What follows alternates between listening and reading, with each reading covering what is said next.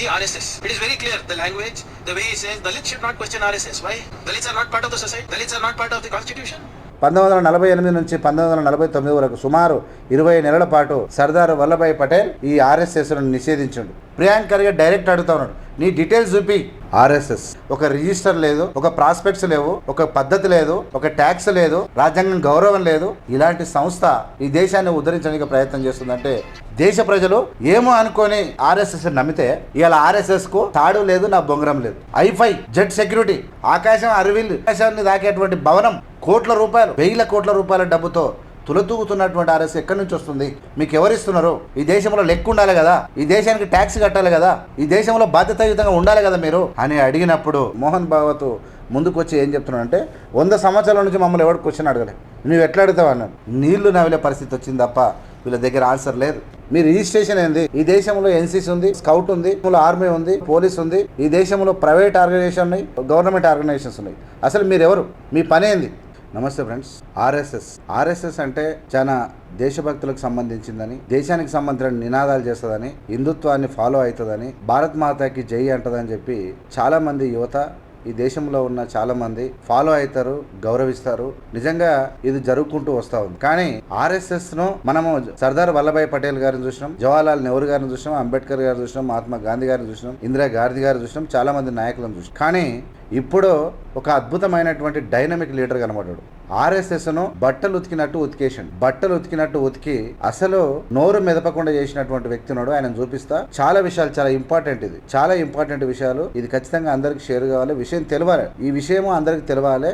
ఈ దేశం యొక్క రాజ్యాంగం ఏంది, అకౌంటబిలిటీ ఏంది, బాధ్యత అంటే భారతదేశ పౌరులుగా మన బాధ్యత ఏందనే విషయంలో చాలా ఇంపార్టెంట్ వీడియోగా నేను భావిస్తా ఉన్నా. మీరు చూడండి, ప్రియాంక్ ఖర్గే అంటే నిజంగా చూడడానికి సింపుల్ ఉంటాడు తప్ప ఇంత డైనమిజం ఎలా వచ్చిందో నాకు అర్థం కాలే. కానీ ఒక అద్భుతమైన, అసలు ఈయన ఎవరితోనైనా పోల్చొచ్చు. We can compare with anybody. Such a knowledge, such a personality, such a dare. అన్నిటికన్నా గొప్పది ఏంటంటే అంబేద్కర్ వారసుడు, మల్లికార్జున ఖర్గే గారి కుమారుడు. గుండెలో నిండిపోతున్నాయి.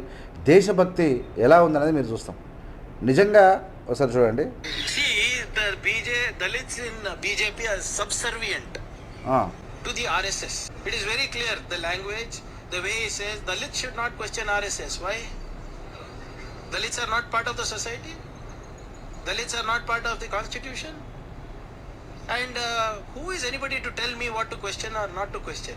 As an individual, I have my rights. And as the Home Minister of Karnataka, I am very careful in what I am saying. Priyank Kharge గారు ఏమంటున్నారు అంటే ఆర్ఎస్ఎస్ అనేది దళితులను సెకండ్ క్యాడర్ అంటే ఎంతో దూరం పెడుతూ ఉంటుంది. సబ్ సర్వెంట్ అంటే సర్వెంట్ల కన్నా అధ్వానం చూస్తుంది అని చెప్పి చెప్తూ, ఈ ఆర్ఎస్ఎస్లో ఉన్న వాళ్ళు దళితులకు మాట్లాడే హక్కు లేదు అంటున్నారంటే ఎంత దుర్మార్గంగా వ్యవహరిస్తూ ఉన్నారు. మేము ఈ దేశ పౌరులం కాదా, ఈ దేశం రాజ్యాంగం మనుషులుగా గుర్తించలేదా అని చెప్పి కూడా అడుగుతూ, కర్ణాటక హోంమంత్రిగా నేను ఖచ్చితంగా ఆర్ఎస్ఎస్ను ప్రశ్నిస్తున్నాను, క్వశ్చన్ చేస్తున్నానని చెప్పి కర్ణాటకలో 20 లక్షల మంది మార్చ్ కవాతు చేస్తాం, మేము మార్చి చేస్తాం, మా బలం ఏందో చూపిస్తామని అన్నాడు. 20 లక్షల మంది కర్ణాటకకు వస్తే అసలు ఎవరు మీరు? మీ లీగాలిటీ ఏంది? మీ రెస్పాన్సిబిలిటీ ఏంది? అసలు మీరు ఎవరు? మీ లీగాలిటీ ఏంది? మీ రెస్పాన్సిబిలిటీ ఏందని క్వశ్చన్ చేసినటువంటి వ్యక్తి ఒక అద్భుతమైనటువంటి ప్రశ్నను ఈ దేశంలో ఉన్న యువత ముందు తీసుకొచ్చి పెట్టిండు. ఒక అద్భుతం ఏం చెప్పిండంటే, ఈ దేశంలో చదువుకున్న విద్యార్థులంతా ఆర్ఎస్ఎస్ స్లోగాలు ఇస్తుంది, మాట్లాడుతుంది, ఏందో నియుద్ధ చేస్తుంది, కొన్ని క్యాంపులు పెడుతుంది, లాగేసుకుంటుంది, కాకినెక్కర వేసుకుంటుంది, వాళ్ళందరూ వస్తారనే చెప్పింది. అయితే ఈ దేశంలో ప్రధానమంత్రి నిర్ణయించేది ఆర్ఎస్ఎస్ఏ, ఈ దేశంలో మంత్రులను నిర్ణయించేది ఆర్ఎస్ఎస్ఏ, ఈ దేశంలో ఆర్థిక వ్యవస్థ గురించి చెప్పేది ఆర్ఎస్ఎస్ఏ, పాకిస్తాన్ డిసైడ్ చేసేది ఆర్ఎస్ఎస్ఏ. ఇన్ని చేస్తున్నాం, మీకు అకౌంటబిలిటీ ఏముంది? మీ రిజిస్ట్రేషన్ ఏంది? ఈ దేశంలో ఎన్సీసీ ఉంది, ఈ దేశంలో స్కౌట్ ఉంది, ఈ దేశంలో ఆర్మీ ఉంది, ఈ దేశంలో పోలీస్ ఉంది, ఈ దేశంలో ప్రైవేట్ ఆర్గనైజేషన్ ఉన్నాయి అండ్ గవర్నమెంట్ ఆర్గనైజేషన్స్ ఉన్నాయి. అసలు మీరెవరు? మీ పని ఏంది అని చెప్పి క్వశ్చన్ అడిగినప్పుడు నీళ్లు నమిలినంత పని అయింది. అయితే ఏం చెప్తున్నాడు? నీళ్లు నమిలినంత పని అయ్యి ఏం చెప్తా ఉన్నారు వీళ్ళంటే, మోహన్ భాగవత్ ముందుకు వచ్చి ఏం చెప్తున్నాడు అంటే 100 సంవత్సరాల నుంచి మమ్మల్ని ఎవరు క్వశ్చన్ అడగలే, నువ్వు ఎట్లా అడుగుతావు అన్నాడు. అంటే 100 సంవత్సరాల నుంచి నేను క్వశ్చన్ అడగకుండా ఇప్పుడు అడగొద్దా? ఏం జరిగింది? ఎట్లొచ్చింది ఆర్ఎస్ఎస్ అనేది? రాష్ట్రీయ స్వయం సేవ సంఘ్ అనేది ఎట్లొచ్చింది? 1948 జనవరి 30న మహాత్మా గాంధీని నాథరామ్ గాడ్సే గాడు చంపినప్పుడు అక్కడ మహాత్మా గాంధీని చంపిన వాళ్ళ దాంట్లో ఆర్ఎస్ఎస్కు సంబంధించిన వాళ్ళు ఉన్నారని చెప్పి అప్పుడు ప్రభుత్వం గుర్తించింది. గాడ్సే బయటకు వచ్చి ఎస్ నేను ఆర్ఎస్ఎస్లో ఉన్నానని చెప్పి ప్రకటించినటువంటి సందర్భం. అప్పుడే 1948 నుంచి 1949 వరకు సుమారు 20 నెలల పాటు సర్దార్ వల్లభాయ్ పటేల్ ఈ ఆర్ఎస్ఎస్ను నిషేధించుండు. ఎందుకంటే ఇది అల్లర్లకు పాల్పడుతుంది, ఇది హత్యలకు పాల్పడుతోంది, ఇది మత కల్లోలకు చిచ్చు రేపుతూ ఉంది, ఇలాంటి సంస్థ వద్దు అని చెప్పి సర్దార్ వల్లభాయ్ పటేల్ 1948 నుంచి 1949 అంటే 1948 ఫిబ్రవరి మొదలుకొని 1949 అంటే 20 నెలలు సుమారు నిషేధించబడింది.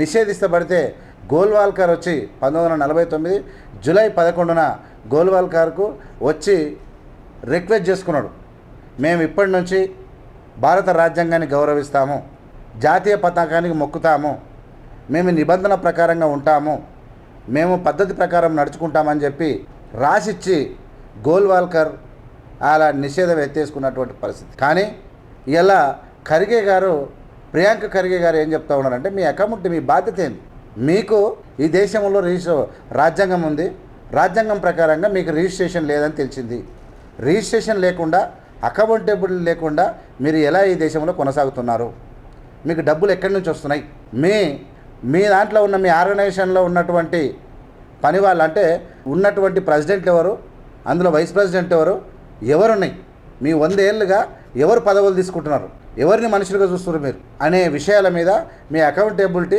చాలా ఇలా క్లియర్గా ఇలా నేను చూసిన. అంటే మీ ఆఫీస్ బేరర్స్ ఎవరిని మీ ఆఫీసులలో పెట్టుకుంటారు, మీకు డబ్బులు ఎక్కడికి వెళ్ళి వస్తున్నాయని ఫస్ట్ అడిగాడు. మీకు డబ్బులు ఎక్కడికి వెళ్ళి వస్తున్నాయి, ఎవరిస్తారు ఉంటే మీకు లెక్క ఉందా, మీరు డొనేషన్లు తీసుకుంటే, మీరు ప్రజల నుంచి తీసుకుంటే ఒక లెక్క అంటూ ఉండాలి కదా, ఒక పద్ధతి అంటూ ఉండాలి కదా. ఈ రాష్ట్ర హోమ్ మినిస్టర్గా నేను అడుగుతా ఉన్నా, మీకు లెక్కలు చూపించండి. మీరు పెద్ద సంస్థ 20 లక్షల మందితో మార్చి చేస్తూ ఉన్నారు, మీరు గొప్ప గొప్ప కార్యక్రమాలు చేస్తామని చెప్పండి, కానీ మీ లీగాలిటీ చూపించండి అని అడిగి, మీకు లీగాలిటీ ఏముందో చూపించమని అడిగితే నీళ్లు నవ్వినటువంటి పరిస్థితి. మమ్మల్నే అడుగుతావా అని చెప్పి 100 సంవత్సరాల సంస్థ మమ్మల్ని అడుగుతామని చెప్పి అడిగేటువంటి పరిస్థితికి వచ్చింది. అంటే మాకు ప్రభుత్వం జీతాలు ఇవ్వట్లేదు, ఎవరికి ఆర్ఎస్ఎస్కు ప్రభుత్వం ఇస్తలేదు కాబట్టి మేము రిజిస్టర్ చేసుకోమన్నావు. అవును, నీకు ప్రభుత్వం జీతాలు ఇస్తారు, రిజిస్టర్ మరి నీకు సెక్యూరిటీ ఏంది, సెక్యూరిటీ జీతాలు ఎవరు ఇస్తారు? ఈ దేశంలో ప్రభుత్వ సంస్థ అయినా ప్రైవేట్ సంస్థ అయినా రిజిస్ట్రేషన్ చేసుకోవాలి.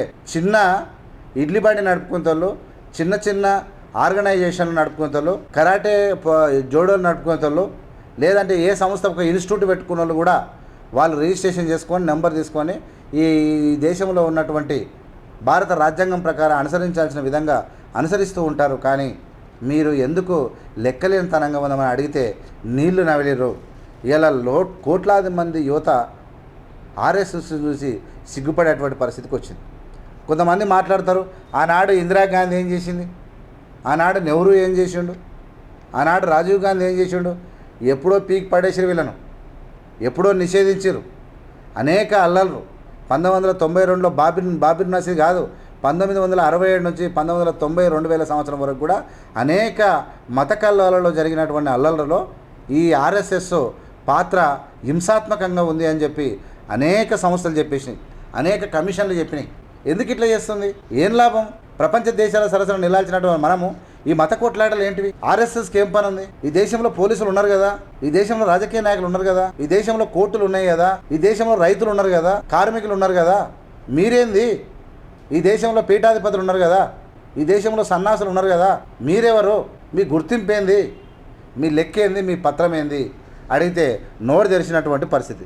మీరేమైనా ట్యాక్స్ కడుతురా? ట్యాక్సీ లేదు, లెక్క లేదు, పత్రం లేదు. ఎక్కడికి వెళ్ళి వస్తున్నాయి డబ్బులు, ఏడికి వెళ్ళి దోస్తున్నారో తెలియదు, ఎవంతా ఆడుకుంటున్నా తెలియదు, ఎవరిని ముంచుతున్నారో తెలియదు, ఏం చేస్తున్నారో తెలియదు. విచ్చలవిడిగా ఈ దేశం మీద పడతా ఉంటే దిక్కుదోచిన పరిస్థితిలో ఉన్నారు. ఇలా ఈ దేశంలో కోట్ల మంది ఫుట్పాత్ మీద బతుకుతూ ఉన్నారు. వాళ్ళ బతుకుని ఏమైనా ఆర్ఎస్ఎస్ మారుస్తుందా? ఈ దేశంలో నిరుద్యోగులు ఉన్నారు, ఏమైనా ఆర్ఎస్ఎస్ మారుస్తుందా? ఈ దేశాల మీద దళితుల మీద దాడులు జరుగుతూ ఉన్నాయి, మహిళల మీద దాడులు జరుగుతూ ఉంది, ఆర్ఎస్ఎస్ మాట్లాడుతుందా? మీకు తాడు లేదు, బొంగరం లేదు అనేటువంటి విషయానికి వచ్చింది. ఒక లెక్క లేదు, ఒక రిజిస్ట్రేషన్ లేదు, ఒక బాధ్యత లేదు. ఈ భారతదేశ జెండా అంటే గౌరవం లేదు, భారత రాజ్యాంగం అంటే గౌరవం లేదు. ఈ దేశం ప్రజలను రెచ్చగొట్టనికే మత కల్లోలు సృష్టించడానికి మీ అకౌంటబిలిటీ ఖచ్చితంగా రాజ్యాంగబద్ధంగా ఉండాలని చెప్పినప్పుడు చెమటలు పట్టినటువంటి పరిస్థితి. ఏం చేయాలో ఎవరితో ఆన్సర్ లేదు. Nobody is coming forward to give answer. ఏందో బూతు కూతలు అడగొలి అడమైన మాటలు మాట్లాడు తప్ప ఒక్కని కూడా లేదు. భారత రాజ్యాంగం ప్రకారం ఏ ఆర్గనైజేషన్కైనా ఒక బండికి రిజిస్ట్రేషన్ ఉంటుంది, ఒక ఇంటికి నెంబర్ ఉంటుంది, ఒక మనిషికి ఆధార్ కార్డు ఉంటుంది. కానీ 20 లక్షల మందితోని కవాతు చేస్తున్నటువంటి ఆర్ఎస్ఎస్కు ఒక రిజిస్ట్రేషన్ సంఘ గుర్తింపు లేదా అంటే మోహన్ భగవత్ ఏమంటాడంటే హిందుత్వం అంటే హిందుత్వానికి గుర్తింపు కావాలా, హిందుత్వానికి రిజిస్టర్ కావాలా అని అంటాడు ఆయన. అన్నప్పుడే ప్రియాంక్ ఖర్గే చెప్పిండు, గుర్తుపెట్టుకొని ఏ మత సంస్థ అయినా, మతాన్ని ఏ సంస్థ అయినా, ఏ ఆర్గనైజేషన్ అయినా మతాన్ని అడ్డుపెట్టుకొని తప్పించుకోకూడదని చెప్పిండు. మతానికి అడ్డు పెట్టుకొని ఏ సంఘం ఏర్పడదు, ఇది ఏ చట్టంలో ఉందో చూపి అని చెప్పి అడిగాడు. చెమటలు పట్టినాయి. ఏం చేయాలో అర్థం కాదు. 100 ఏళ్ళ చరిత్ర కలిగిన చెప్పుకుంటున్నటువంటి వీళ్ళకు ప్రియాంక ఖర్గే దెబ్బకు మైండ్ దిమ్మ తిరిగి మైండ్ బ్లాక్ అయిపోయినటువంటి పరిస్థితి. ఏం చేయాలో అర్థం కాని పరిస్థితి. ఇన్ని రోజులుగా మా పరువు అవుతా ఉంది. ఇలా ఇన్ని అల్లలు అంటే ఎప్పుడు 1960 అనేక ఒక 10ల సంఖ్యలో మత కల్లోలు జరిగితే, హింస జరిగితే, మారణ హోమాలు జరిగితే అక్కడ వేసిన ప్రతి కమిషన్ ఆర్ఎస్ఎస్ యొక్క పాత్ర ప్రధానంగా ఉంది అని చెప్పినప్పుడు ఇంక దీనికి మించినటువంటి ఒక రిజిస్టర్ లేదు, ఒక ప్రాస్పెక్ట్స్ లేవు, ఒక పద్ధతి లేదు, ఒక ట్యాక్స్ లేదు, రాజ్యాంగం గౌరవం లేదు. ఇలాంటి సంస్థ ఈ దేశాన్ని ఉద్ధరించడానికి ప్రయత్నం చేస్తుందంటే ఏం చేయాలనో అర్థం కాని పరిస్థితి. 100% చాలా ఘోరంగా ఉంది. Show your details. Priyank Kharge direct అడుగుతా ఉన్నాడు, నీ డీటెయిల్స్ చూపి. నీ తాడు బొంగరం లేనివాడవు, నువ్వు నాకేం చెప్తావు? ఏంది నీది? ఇలా ఈ దేశ ప్రజలందరూ ఆలోచించబడ్డారు. ఇక దేశ ప్రజలు ఏమో అనుకున్నారు, అందరూ ఏమో అనుకొని ఆర్ఎస్ఎస్ నమ్మితే ఇవాళ ఆర్ఎస్ఎస్కు తాడు లేదు, నా బొంగరం లేదు. ఐఫై జెట్ సెక్యూరిటీ, ఆకాశాన్ని దాకేటువంటి భవనం, కోట్ల రూపాయలు, 1000 కోట్ల రూపాయల డబ్బుతో తులతూగుతున్నటువంటి ఆర్ఎస్ ఎక్కడి నుంచి వస్తుంది? మీకు ఎవరిస్తున్నారు? ఈ దేశంలో లెక్క ఉండాలి కదా, ఈ దేశానికి ట్యాక్స్ కట్టాలి కదా, ఈ దేశంలో బాధ్యతాయుతంగా ఉండాలి కదా మీరు అని అడిగినప్పుడు నీళ్లు నవిలే పరిస్థితి వచ్చింది తప్ప వీళ్ళ దగ్గర ఆన్సర్ లేదు. బూతులు తప్ప ఆన్సర్ లేదు, దాడులు తప్ప రాజ్యాంగాన్ని కాపాడుకొని ఈ దేశాన్ని యూనిట్గా చేద్దామన్నటువంటి ఆలోచన లేదని చెప్పి అందరికీ తెలిసిపోయేది. పరిస్థితి ఘోరంగా ఉంది, పరిస్థితి ఘోరంగా ఉంది. ఆర్ఎస్ఎస్ను బండకేసి బాదిన బట్టలు ఉతికిన Priyank Kharge, the real leader, the Dalit Ambedkar తర్వాత ఇంత పవర్ఫుల్ ప్రియాంక్ ఖర్గేను ఏమో అనుకున్నారు. అంబేద్కర్ గారి తర్వాత డైరెక్ట్ స్ట్రేట్ ఫార్వర్డ్, ఎన్ని అల్లలు చేయనికాలు రెడీ అంటారని తెలిసి కూడా స్ట్రేట్ ఫార్వర్డ్ మాట్లాడినటువంటి Priyank Kharge, we are proud of Priyank Kharge. Your knowledge, your straightforwardness and your accountability and dare and dashing questionability, just while seeing we are feeling very very very very proud. Thank you so much for the questioning. నేను ఏమంటానంటే ఇక్కడ చాలామంది ఈ దేశంలో భారతదేశాన్ని గౌరవించి దేశభక్తులే ఉన్నారు.